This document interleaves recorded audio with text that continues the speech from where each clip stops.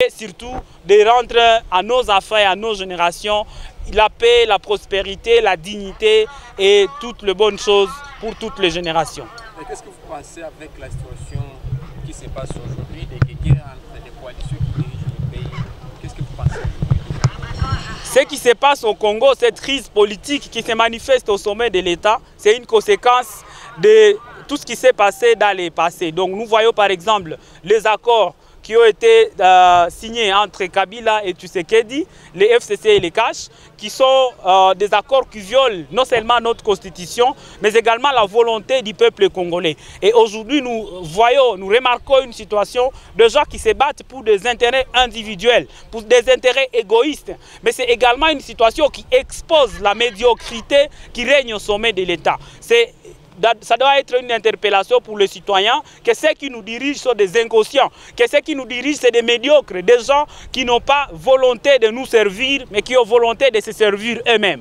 Et que donc, en tant que citoyens congolais, nous devons prendre notre responsabilité, nous devons agir. Et l'action consiste d'abord à manifester publiquement notre mécontentement, notre refus contre la médiocrité, notre refus contre l'égoïsme, contre la corruption, contre les détournements et surtout contre tous les antivaleurs que nous continuons à assister dans notre pays. Du 60e anniversaire de l'indépendance de la République démocratique du Congo, la Lucha a un message, a une déclaration à faire passer et c'est pour nous en tout cas une responsabilité citoyenne de pouvoir brosser la situation de la RDC 60 ans après et de jeter en tout cas les jalons d'un pays fort et des rêves de nos pères des indépendances. Alors, déclaration de la Lucha sur les 60 ans d'indépendance. Ce mercredi 30 juin, nous célébrons les 60 ans d'accession de notre pays à l'indépendance. Pourtant, toutes les conditions semblent être réunies pour une commémoration plutôt qu'à une célébration. En cette date mémoriale, nous saluons la mémoire des dignes fils et filles de ces pays qui ont fait preuve de sacrifice et de courage pour l'accession à la souveraineté de ces grands pays.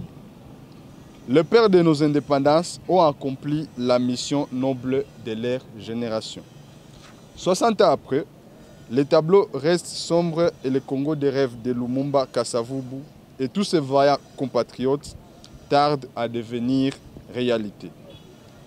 Dotée de potentialités physiques et écologiques, la RDC détient tout le moyen nécessaire pour être une puissance au cœur de l'Afrique.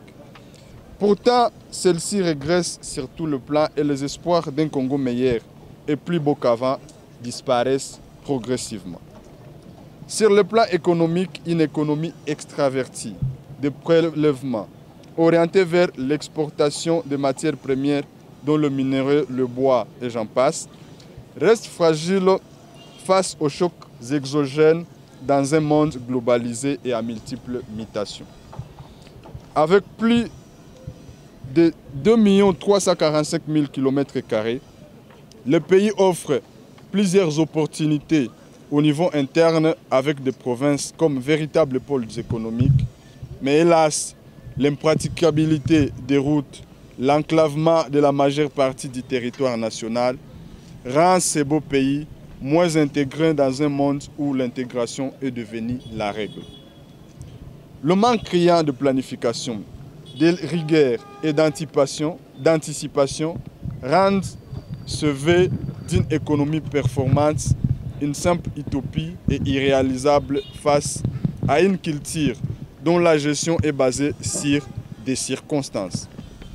Sur le plan sécuritaire, la situation n'a jamais été aussi critique. La banalisation de la vie humaine, le massacre de civils non armés en est l'expression la plus alarmante. De Djougou à Minembwe, passant par Beni, les Congolais sont massacrés sans aucun moyen de défense et sous l'œil inactif des autorités. La RDC emploie aux groupes armés, tant nationaux qu'étrangers, pourtant censé être un pays souverain.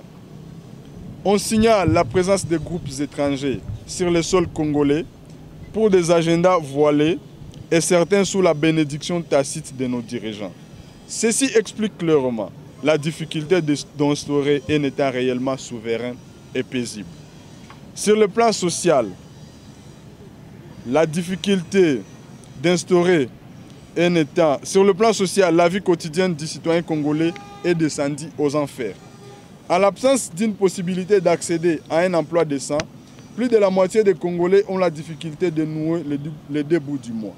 Les taux d'échange ayant atteint des proportions intolérables, allant jusqu'à 2100 francs pour $1, les difficultés sont réelles pour une économie dollarisée et dont la monnaie locale ne présente pas une garantie dans un contexte inflationniste. L'accès à l'eau, aux soins de santé reste un réel problème dans plusieurs parties de notre pays. Sur le plan politique, la parodie électorale de 2018 a accouché à des institutions bâties sur des arrangements politiques et dont les intérêts des uns et des autres priment sur l'intérêt collectif.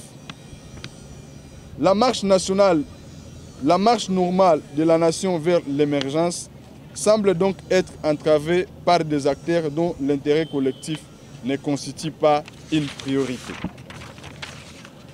Par contre, nous saluons la volonté jusque-là affichée de vouloir redorer l'image de notre justice longtemps assujettie par des politiques et utilisée pour des fins politiciennes.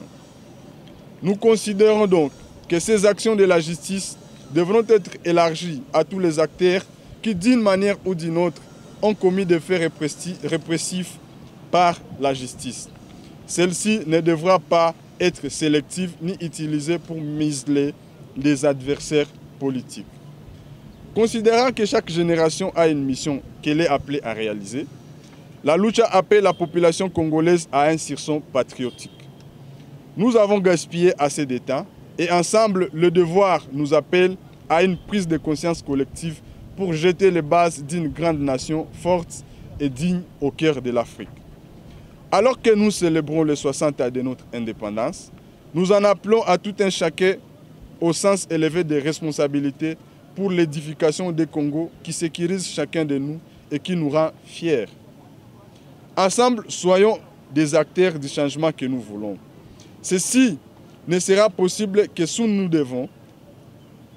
devenons exigeants envers nous-mêmes et envers nos autorités. Que chacun de nous fasse le mieux possible dans son domaine de prédilection. Soyons en quête continue de la perfection dans un Congo où le droit à l'erreur est de mise. Il est donc temps, chers compatriotes, de créer les conditions d'un vrai équilibre de pouvoir où les citoyens, tous azimuts, sont au centre de la décision et non la classe ignorée et appelée à subir les effets d'une classe politique dont les priorités sont ailleurs. C'est simplement par ce credo que nous aurons des autorités à la hauteur de nos défis et appelées à agir pour l'intérêt collectif. Ainsi, nous pourrons rendre ce Congo de nos rêves une réalité. Par ailleurs, à l'occasion de cette journée du 30 juin, la Lucha rappelle qu'elle suit de très près l'évolution du contexte politique et invite tous les acteurs à agir dans le sens qui converge avec les aspirations du peuple congolais. Elle rappelle donc son engagement à l'organisation d'un processus électoral crédible et transparent, gage de la légitimité des institutions. Les réponses réservées à notre requête hier par la présidente de l'Assemblée nationale au cours de notre réunion d'hier sont non satisfaisantes et nous appellent à une forte mobilisation comme peuple. C'est notamment le respect de l'impératif de procéder en amont aux réformes au sein de la CENI avant toute désignation de ses animateurs. Notre position reste la même. Nous exigeons donc sans atermoiement la mise en place des réformes au sein de la CENI avant toute désignation de ses animateurs. Un calendrier d'action citoyenne sera bientôt partagé pour barrer la route à ces passages en force des acteurs politiques. Sur le même chapitre, la lucha dénonce le velléité et la volonté exprimée de 3 propositions de loi de l'honorable Aubin Minaku et Gary Sakata tendant à violer de manière délibérée la constitution de la RDC dans l'objectif d'assujettir le pouvoir judiciaire et au pouvoir exécutif. La lucha exige donc le retrait pur et simple de ces propositions de nature à apporter atteinte à l'indépendance de la justice. Fait à Goma le 30 juin 2020 pour la lucha cellule de communication. Nous vous remercions.